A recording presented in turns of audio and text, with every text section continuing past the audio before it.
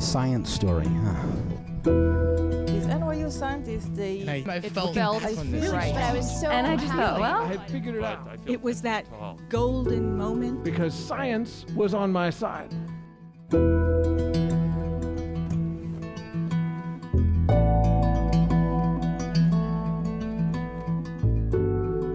Hey everyone, welcome to the Story Collider, where true personal stories about science help us to discover how weird and wonderful it is to exist in this world and be a human. I'm your host, Misha Gajewski, and happy Pride! In today's episode, we're celebrating the vibrant and diverse experiences of the LGBTQIA2S community. Science, in some ways, is still catching up with people's existences, so when it comes to exploring sexuality and gender identity, there's no scientific answers for people to turn to. So in this episode, our storytellers are sharing their personal journeys of identity and acceptance and how they're just figuring it out one step at a time. And, they're so good. Our first storyteller is Katherine Holmes. Katherine is a final year mathematics PhD student at Imperial College London studying quantum mechanics, and they identify as both asexual, ace, and aromantic, arrow.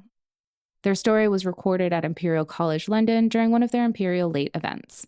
And if you're a sucker for an unconventional love story, you're going to adore Katherine's story. When I first heard it, I grinned from ear to ear, and I just know you will too. Here's Katherine.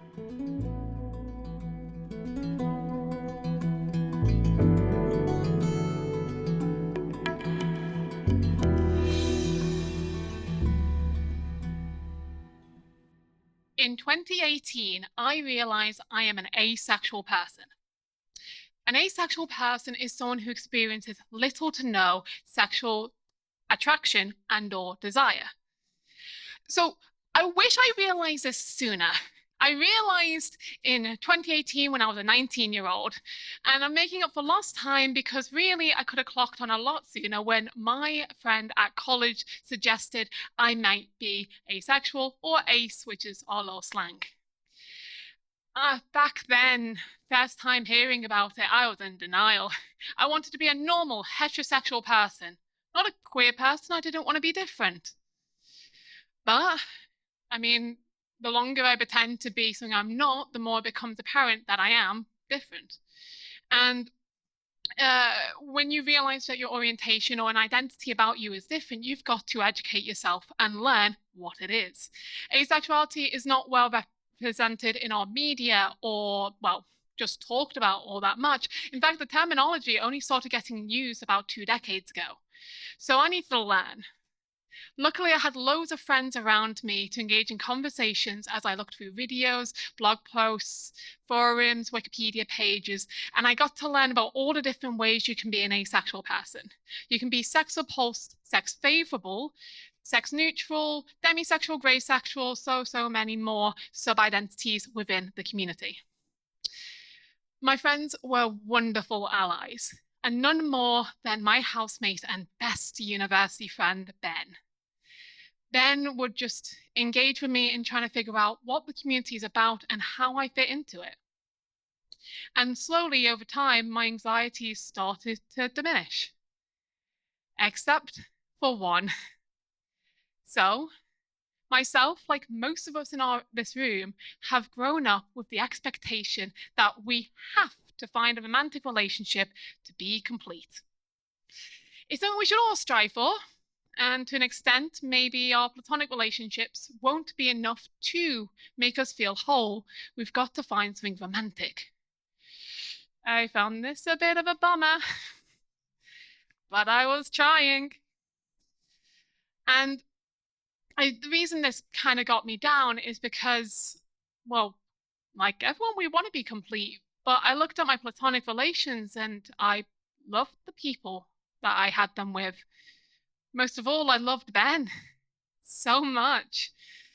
Like, we went through so much together. We went through, like, you know, societies, courses. We spent countless hours having conversations into the night, cooking house meals. He was really the person I loved the most, just platonically. And despite it being just platonic, I went through heartbreak at the time of the pandemic, when we had to say goodbye to our home, to each other, to go to opposite ends of the country. I was going to miss his hugs the most. The last few before we left really stayed with me. So, the pandemic. Still need to find that relationship, so carry on talking to people online and trying to find, like, I guess, like, networking with people. Strike up polite conversations about what they do in case, like, they're interesting. Often they weren't. And, like, alongside this, I did actually get to spend time in communities. I got to find new online communities that just emerged. ACES in STEM, my favorite asexual network for people in academia. And I got to make one of my own, the JBFC, the Jimmy Bennett Fan Club. A group of friends, 5 of us, including myself and Ben, as we went to watch bad movies every week from the start of the pandemic to right now. They are watching a movie on Discord right now. We have seen 160 movies. The best one stars Jimmy Bennett. It's Fatal Deviation. It's on YouTube. I had an overall quite pleasant pandemic because I got to spend so much time with them and I had so much fun. So much fun that 27 months in, I started to forget about dating. So I think the biggest moment in like getting over this like anxiety came from graduation. I actually graduated in 2020, but thanks to the pandemic, my University of Nottingham graduation was postponed to 2022. Ben was going to be there. So what's 2 former housemates to do but rent a whole property together to live together for 4 days? And then book a holiday with our bad movie group to watch questionable things in York. Very questionable things in York. So the week started with a hug. Again, it's been over 2 years, and as we greeted each other, our hug lasted a long time to say, welcome back. I had the best week. I left feeling loved, and I felt like I loved them all. And I returned home, ready to move to London a month later so I could actually pursue my PhD in person at Imperial. And reflecting on what had just happened, well, I had a realization. I felt complete by this platonic feeling I had by these people in my life. And I realized I'm a romantic and I'm happy. An aromantic person is someone who experiences little to no romantic attraction and or desire. Again, there's loads of ways you can be aromantic, and in this case, it's not something I needed. So, naturally, I went to Ben online and told him the good news. He was not surprised. He wasn't surprised. He was very understanding and accepting and appreciative, and it was really lovely. And then he came to me and said, I've got a revelation too. Well, he didn't say that bit, but implicitly, he has a revelation too. And I quote, Kate, I have a romantic attraction for you.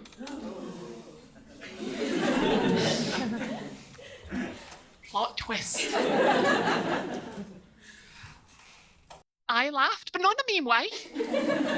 But in the way that you all gasped. It's the last thing I ever expected. I genuinely never saw it coming. I didn't even consider it. But it turns out 5.5 years of making a bond with somebody, for me, completely platonic. For him, he's falling for me. I understood and appreciated that. It's a feeling that I know we didn't have, he didn't have specifically, like for the majority that we've known each other. We grew to love each other without that. And now this is a new feeling in the same way that my revelation is new to me. So he asked the question. But Kate, you wouldn't be interested in a romantic relationship, would you? let's not assume that. I don't know. I don't know. Like, okay, great. I don't need a relationship. But do I not want a partnership with my best friend? So we then had what we called the 90-minute business deal, where we discuss everything and anything to do with a hypothetical relationship we might share. Why do we want it? Why do we want it together? What are our boundaries? What do we see for our future? Like, why? We asked so many questions because ultimately we didn't want to mess around with something that was already so fruitful and important to us. And like, my favorite moment is when I said to him, look, you know I am asexual. You know specifically that I'm a sex-repulsed asexual. The relationship itself would have to be an asexual relationship, and I know you're not queer. So, would that work?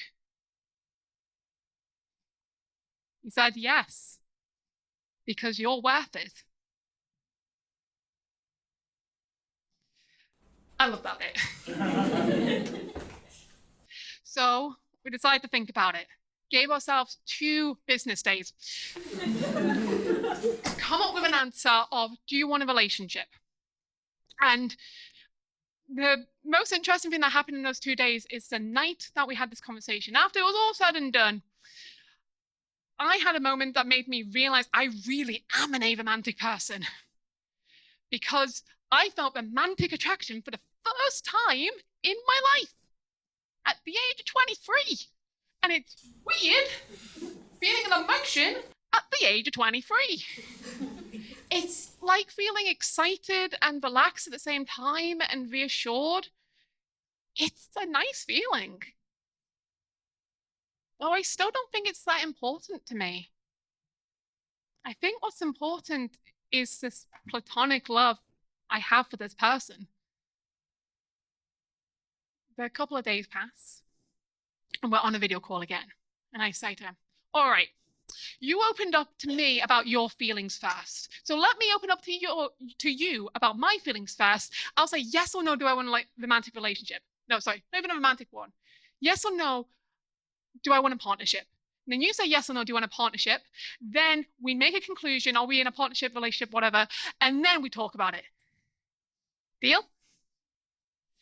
All right, then.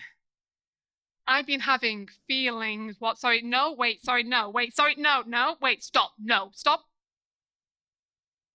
Yes, I want a relationship. Goodness, Kate, I thought you were saying no. Yes, I want one too. That conversation was almost 2 years ago now. And we're housemates again, living together in a 2-person flat. I am still asexual. The relationship is still an asexual one, and I am still aromantic. And Ben reminds me very often he's very happy, and I remind him very often I'm very happy too. So, no, I don't need a romantic relationship. But I do like having a partner. And I do love that, Ben. Thank you.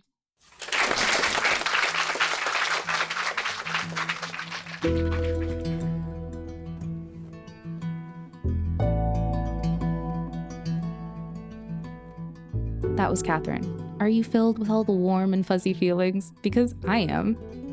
To learn more about Katherine, visit our website, storyclatter.org.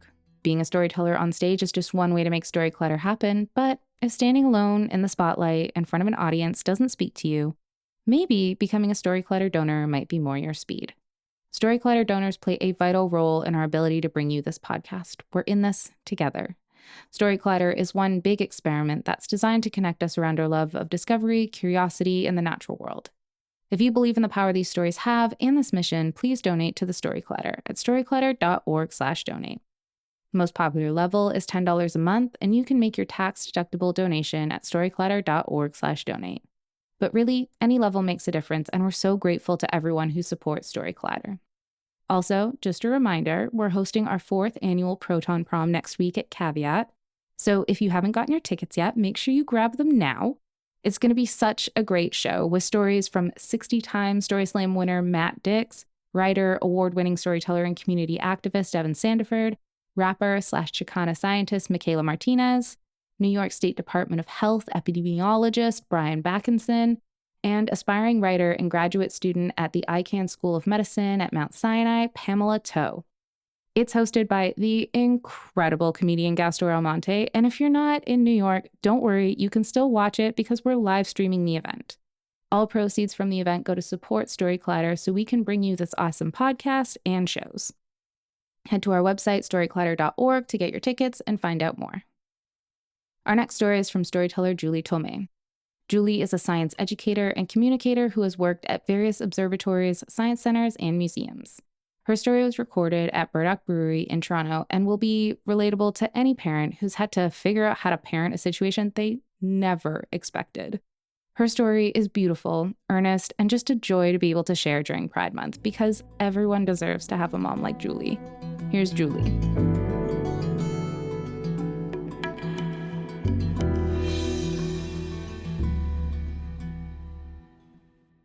So it is 2011.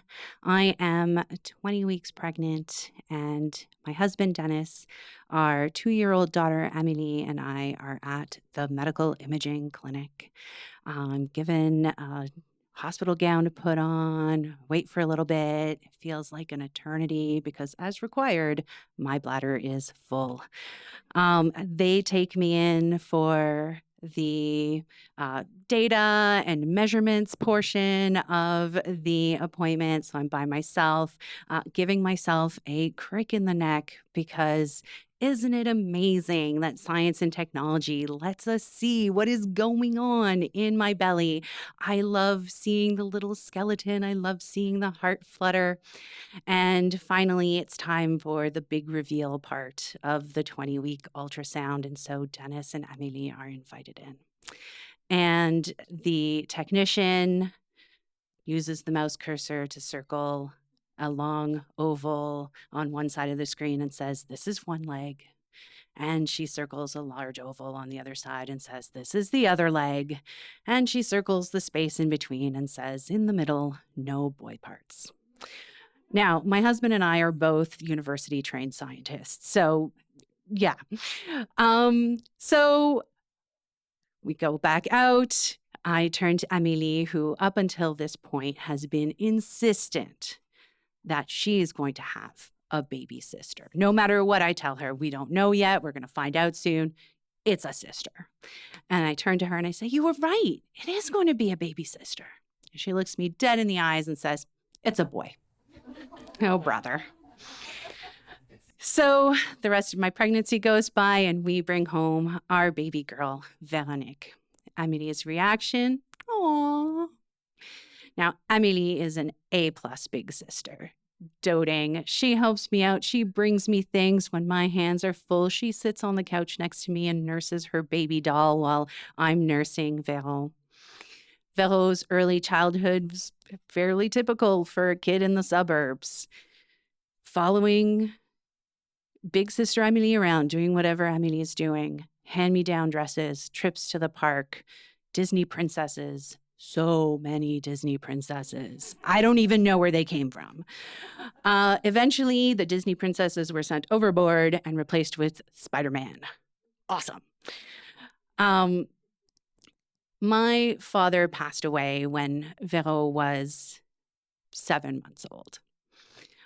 And Véro's personality, sense of humor, penchant for putting on all the dress-up clothes at once would have brought him so many belly giggles, so many belly laughs. Because it certainly has brought so much laughter and joy to our family. Véro made our family of 4 complete. So fast forward a little bit, we are now 2019, and I'm driving home from somewhere. It's just me and the kids. They're in the back seat in their boosters. And seemingly out of nowhere, Véro pipes up and says, "Mom, I'm not a girl." My chest tightened. Oh boy, I don't know much about this at all. What is this going to mean? Uh, will her friends accept this? Will her friends even understand this? They're 7 years old. Will her friends' parents understand this? How do I explain this to mom?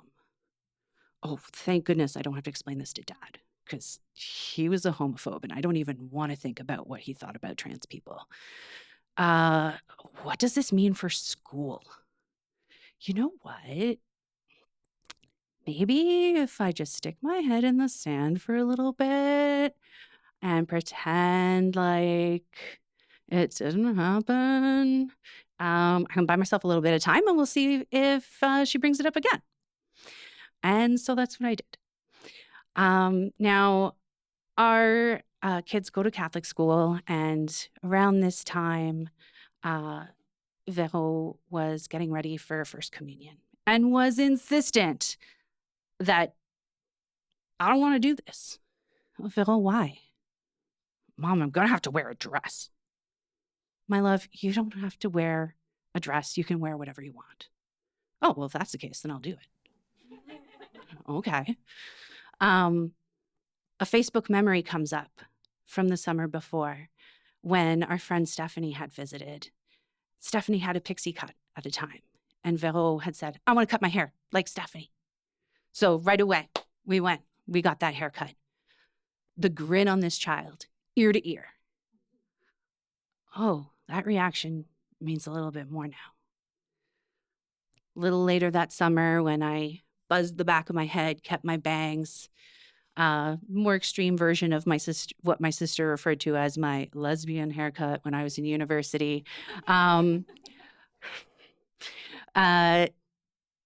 saw it and said, I want that. Okay. Same reaction, grin, ear to ear, and wore it better. So this takes us to 2020. There was this little virus. I don't know if you all remember. The world shut down. We had a lot of time to sit with our families, to sit with our thoughts. Amélie is now 11 years old. She has gone down an internet rabbit hole of pride flags and variations and videos about being queer. One day, we're just up in her room and she says to me, Mom, why did it take me 11 years to figure out I'm not straight? I'm like, kid, you figured it out. You figured it out a lot faster than I did. I was 16. Why, Mom? Well, it was the 90s. People didn't really talk about the possibility of being in a relationship with someone of the same sex. And if you did, it wasn't in a positive light. So not something I considered. Oh, okay. So how do you identify? Oh, I'm aro ace. Okay, cool. Now, if any of you don't know the lingo, aro ace is short for aromantic asexual. It's a big no thank you to any romantic or sexual relationships. All right, cool. I walked away from that conversation feeling pretty proud for two reasons. I was proud of Amélie for doing something that I never had the courage to do with my parents. And I was also pretty proud of myself for having created an environment where my child felt comfortable just bringing that up like it was nothing. Parenting win. Yeah. All right. So I'm starting to catch up with the program when it comes to Vero. Now, a lot of my important conversations with my children happen at bedtime. Some might say they're stalling. Some might say it's more comfortable for me. Maybe it's a bit of both. And so one evening, I asked Vero, so how do you feel about maybe trying on some different pronouns? Because this thing about not being a girl if we were to plot it versus time, frequency versus time, because who doesn't love a good graph? It was probably, exponential.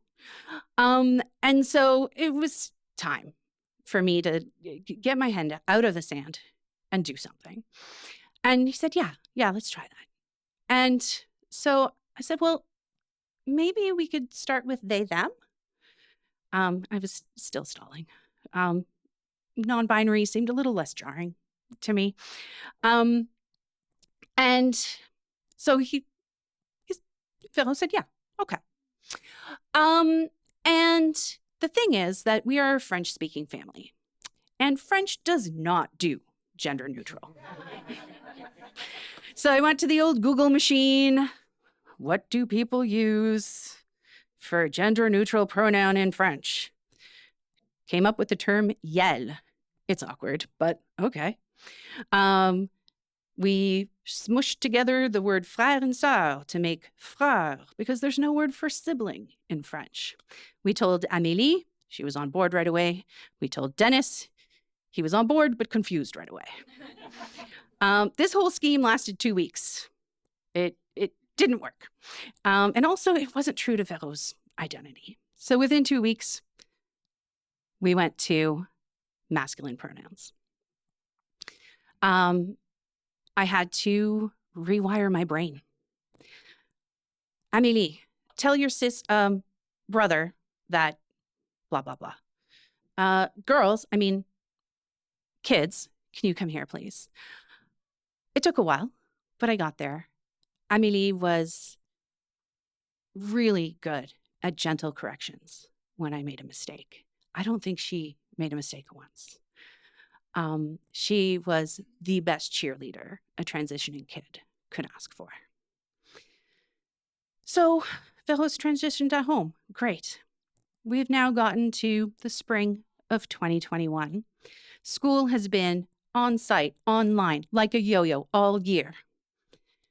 And it's time for Vero to transition at school. So I type out an email, one line, Vero would like to switch to masculine pronouns at school, please. And I hit send. It's probably the email I was most nervous about in my life. What's going to be the response?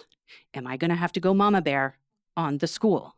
I will if I have to, but I'd rather not have to. Luckily, Madame Manon was amazing. She needed time too. As far as I know, Vero was the first kid at his school to transition. So she wanted to make sure she was doing it right. It wasn't just like, yeah, okay, no problem, let's go. They brought in the social workers from the school board who did presentations about differences, both visible and invisible, to Vero's class. And then the next meeting, the next week, any student who wanted to could present about their differences. Vero's two besties totally had his back. They did presentations as well, so that he wasn't the only one doing a presentation. And I was so proud of him, first of all, for doing a presentation about something so personal to his class, but also they were online at the time. And one thing Vero absolutely hated was online school and having to be on mic and on camera. He did great. And I could relax knowing that he was in a safe, open environment. So yeah, I have 2 kids. Both of them identify as queer. And because of them, I've had to come into my own queer identity in a more open way. Because how could I be an example for them if I was hiding myself away? But if truth be told, they're just as much of an example for me as I am for them. And as for that day back in 2011 in the medical imaging clinic, Amélie loves this story because, Mom, I was psychic. I was right. And there may not have been any physical boy parts there, but there was a boy there. And he is my favorite boy in the universe. Thank you.